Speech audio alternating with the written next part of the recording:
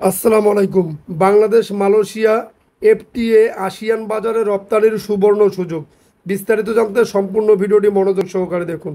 Bangladesh Malaysia মুক্ত বাণিজ্য চুক্তি এফটিএ হলে শুধু মালয়েশিয়াতেই নয়, আসিয়ান অঞ্চলের বিশাল বাজারে বাংলাদেশের রপ্তানির নতুন দুয়ার খুলে যাবে বলে মনে করছেন সংশ্লিষ্টরা।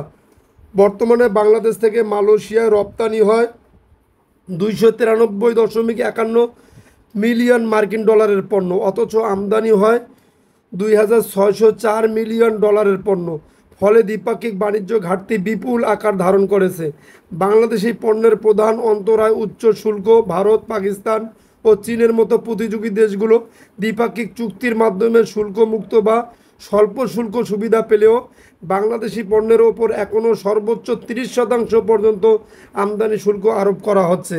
এতে কৃষি প্রক্রিয়াজাত পণ্য, হিমায়িত খাদ্য ও তৈরি পোশাক খাত প্রতিযোগিতায় টিকে থাকতে হিমশিম খাচ্ছে। প্রাণ আরএফএল গ্রুপের চেয়ারম্যান আহসান খান চৌধুরী বলেন, মালয়েশিয়ায় রপ্তানির সবচেয়ে বড় বাধা ব্যবসায়িক চুক্তি না থাকা।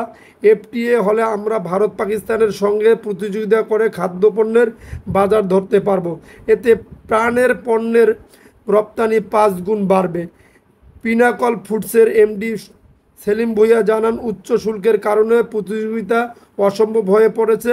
এফটিএ হলে দাম কমিয়ে বড় অর্ডার পাওয়া সম্ভব হবে। মালয়েশিয়া আমাদের জন্য আসিয়ান অঞ্চলের প্রবেশদ্বার। বাংলাদেশের ভারপ্রাপ্ত হাইকমিশনার মোসাম্মদ শাহানারা মনিকা বলেন, শুল্ক ও বিধিনিষেধ সহজীকরণ ছাড়া টিকে থাকা কঠিন।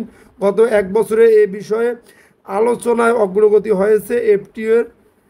টিওর চূড়ান্ত হয়েছে এবং আশা করা যাচ্ছে খুবই শীঘ্রই এফটিএ নিয়ে নেগোসিয়েশন শুরু হবে। রপ্তানি উন্নয়ন ব্যুরোর মহাপরিচালক রনি কর্মকার জানান, এবিও মালয়েশিয়ার বাণিজ্য মন্ত্রী ম্যাট্রের মধ্যে তথ্য বিনিময় ও বাণিজ্য মিশনের জন্য ইতিমধ্যে 19 সেপ্টেম্বর একটি সমঝোতা স্মারক সই হয়েছে। বাংলাদেশি রপ্তানি মূলত পোশাক নির্ভর হলেও কৃষি প্রক্রিয়াজাত খাদ্য, পাটজাত পণ্য, ফার্মাসিউটিক্যাল, প্লাস্টিক সামগ্রী এবং হালাল পণ্যে রয়েছে বিপুল সম্ভাবনা।